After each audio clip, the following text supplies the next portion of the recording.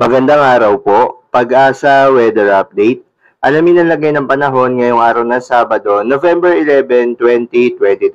At latest update sa low pressure area na binabantayan sa labas ng Philippine Area of Responsibility.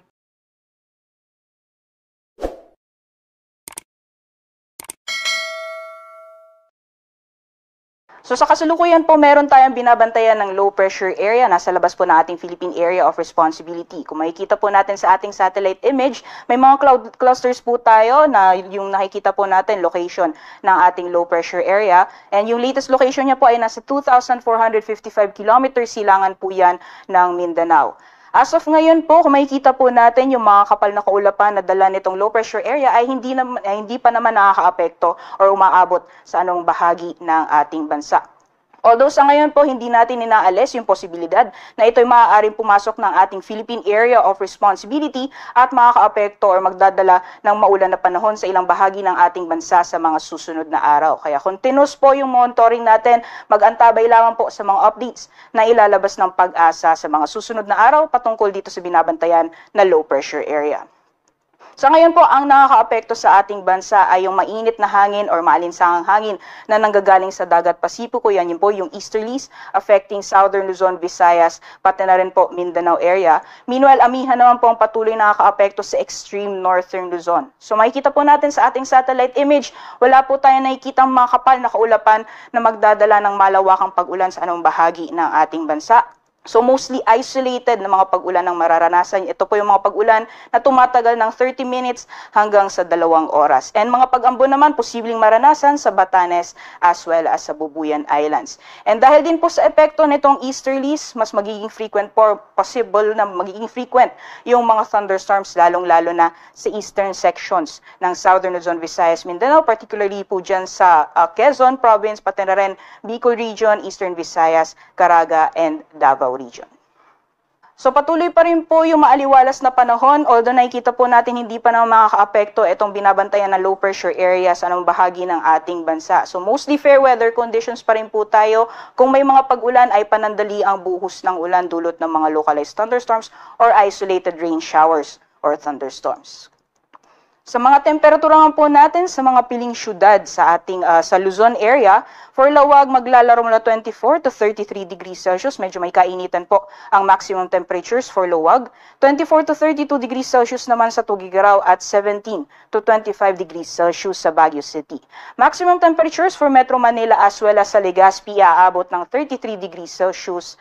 23 to 30 degrees Celsius naman para sa Tagaytay at maximum temperature sa Kalayaan Islands pati sa Puerto Princesa aabot ng 33 degrees Celsius. Gayon din sa magiging lagay ng panahon bukas sa Visayas at Mindanao, patuloy pa rin po yung maaliwalas na panahon. May mga tsansa lamang ng mga isolated o pulupulong mga pag-ulan, pagkidlat at pagkulog. Usually sa hapon po yan or sa gabi. Although sa eastern sections po, gaya po ng nasabi natin kanina, dahil po sa epekto ng easterlies, mas magiging frequent pa rin yung mga thunderstorms over eastern sections or eastern Visayas, Caraga as well as the Davao region. Para naman po sa temperatura sa mga piling syudad sa Visayas as well as Mindanao. So 32 degrees Celsius for Iloilo, Cebu at Tacloban yung maximum temperatures po natin. For Cagayan de Oro, maglalaro mula 24 to 31 degrees Celsius. Davao 25 to 34 degrees Celsius. Medyo may kainitan po yung temperatura natin sa Metro Davao. And 25 to 33 degrees Celsius naman sa Zamboanga. Sa kalagayan naman po ng ating karagatan, wala pa rin po tayong nakataas na gale warnings anong baybayin ng ating bansa. Iba yung pag-iingat pa rin sa mga planong pumalaot sa Northern Luzon dahil inaasahan pa rin ang katamtaman hanggang sa maalon na karagatan. At alamin po natin ang magiging lagay ng panahon sa piling syudad sa ating bansa mula Sunday hanggang Tuesday. For Metro Manila, fair weather conditions pa rin po tayo. Although makikita po natin, mostly makakaapekto po or lalakas po yung epekto ng amihan. So mostly light rains po or isolated light rains ang mararanasan mula Monday until Tuesday.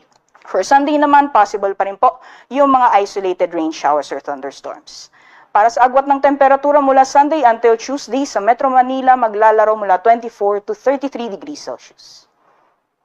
Sa Baguio City naman, posible by Sunday, makakaranas na po tayo ng epekto ng hanging amihan. So mostly yung mga pag-ulan po natin, isolated light rains or mga pag-ambon, panandali ang buhos ng mga pag-ambon over Baguio City. And agwat naman po ng temperatura mula Sunday until Tuesday for Baguio City, maglalaro mula 17 to 24 degrees Celsius. Tanong po sa magiging lagay ng panahon mula Sunday until Tuesday sa Legazpi City. So fair weather pa rin po tayo, or fair weather conditions pa rin po tayo pagdating ng Sunday.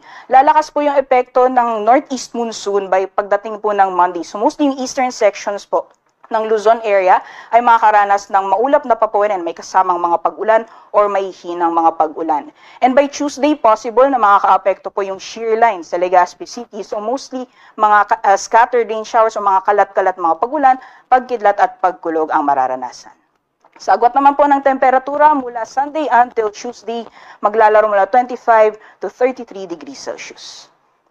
And para naman po sa Metro Cebu, fair weather conditions po tayo hanggang sa darating na Tuesday. So mostly isolated din po yung mga pag-ulan na mararanasan. Agwat ng temperatura 27 to 33 degrees Celsius. At gayon din po yung magiging panahon sa Metro Davao hanggang sa darating na Tuesday.